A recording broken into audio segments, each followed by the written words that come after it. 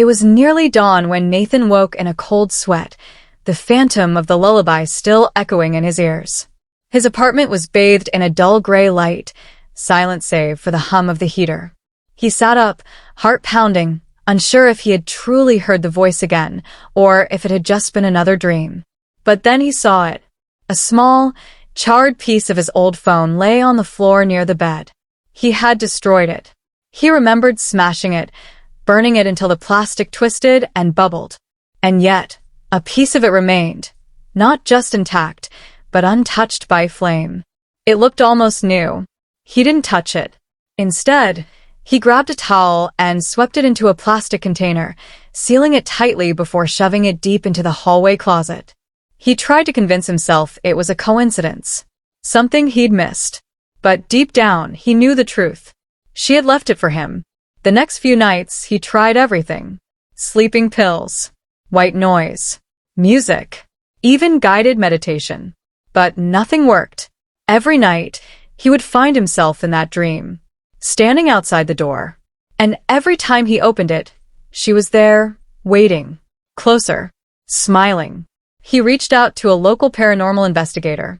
Not the kind you see on television, but a quiet woman named Carla, who worked in obscurity and only took cases by referral. She didn't promise to solve anything, only to listen. Nathan met her in a quiet diner near the edge of town.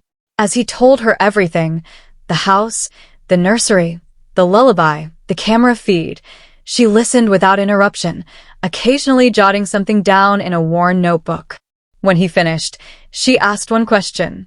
"Can you hum the tune?" He hesitated. It felt wrong, like repeating it would make it real again. But she waited patiently, and eventually, he forced the melody out. Carla's face went pale. "I've heard that before," she whispered. "Years ago. A woman contacted me, same lullaby. Same time, every night. 2:37 a.m. She didn't last long. Took her own life." Said the song was burrowing into her. Nathan's stomach turned. Where did she hear it? Carla flipped through her notes. "A house. Just outside Bellwater." "That's where I lived," he said. Carla nodded. "Thought so." Back at his apartment, Nathan tried to ignore the clock as midnight rolled by. He sat in the living room, lights on, holding a cup of coffee like a lifeline. When 2:37 a.m. arrived, the temperature dropped. The light flickered. The melody returned. But this time it was coming from inside the apartment. He stood, heart hammering. The voice was clearer than ever. Just outside the bedroom door. He stepped forward, hand trembling as he reached for the handle. Before he touched it, it swung open on its own. There she stood. Her dress was from another century, tattered and soaked in shadow. Her hair hung like a curtain of midnight, and her eyes, those hollow voids, locked onto his. She sang. The words still made no sense. But now he could feel them. Inside him, wrapping around his spine, pressing into his skull. His vision blurred. He staggered backward. She stepped into the light, and Nathan fell to the floor. Everything went dark. He woke in the hallway. Alone. No music. No woman. Just silence. But from that night on, things changed. He began to see her reflection in windows. In puddles. In the black screen of his TV. She was never really there, but always watching. And every night at 2:37, the lullaby would start. Even if he wore earplugs. Even if he left the apartment. It followed. Desperate, Nathan returned to the house in Bellwater. He had to understand. He had to know what this was. The house was still empty, its windows boarded up. But the front door was unlocked, as if waiting for him. Inside, dust coated everything. But the nursery door was open. The sheet he'd thrown over the rocking chair was gone.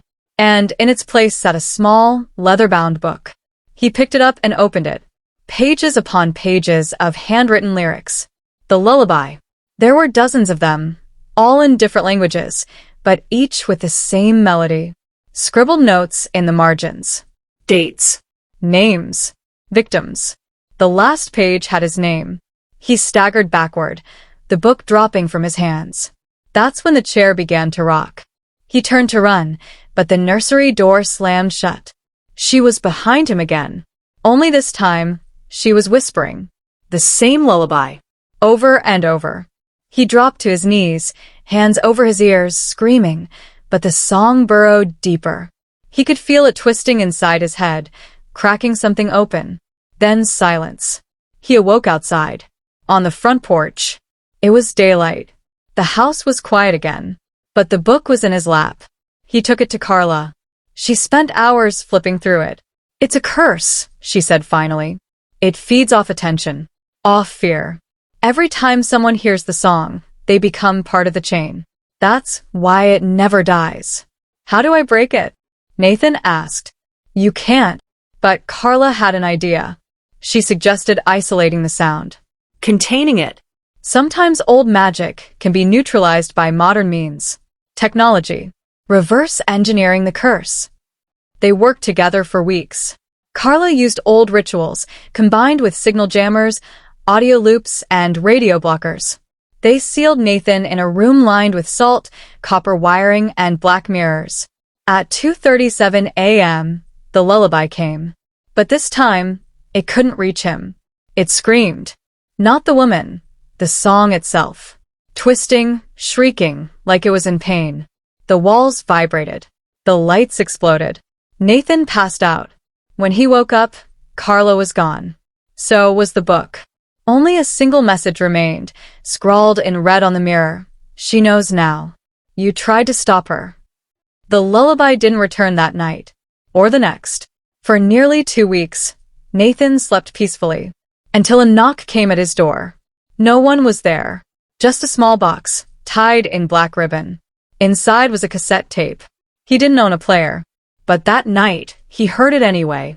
The lullaby. Only this time, it was sung by his own voice. And at the end, in perfect clarity, now it's yours. Nathan never spoke again. He doesn't eat, doesn't sleep. He just sits in silence, humming.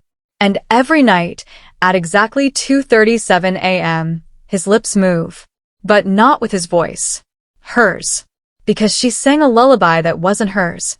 And now it belongs to him.